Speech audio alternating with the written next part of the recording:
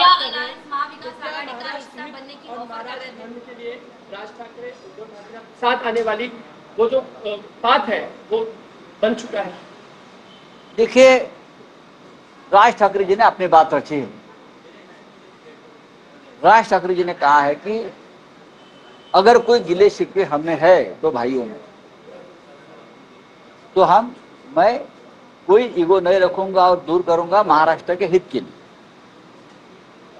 उसके ऊपर उद्धव ठाकरे जी ने कहा है हम भाई है, हमारे में कोई गिले शिकवे नहीं है, अगर है तो मैं मिटा दूंगा।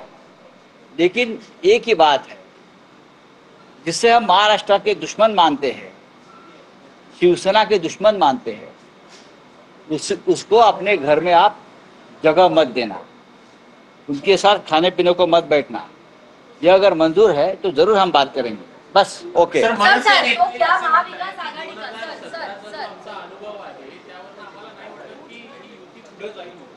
बघा, मी सकारात्मक आहे स्वतः,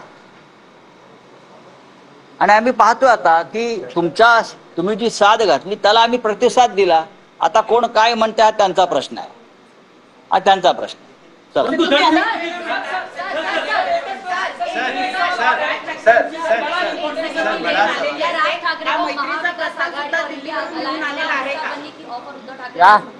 राज ठाकरे को इंडिया अलायंस महाविकास आघाड़ी का बहुत टाइम है, पहले हमारे घर की बात खत्म होनी।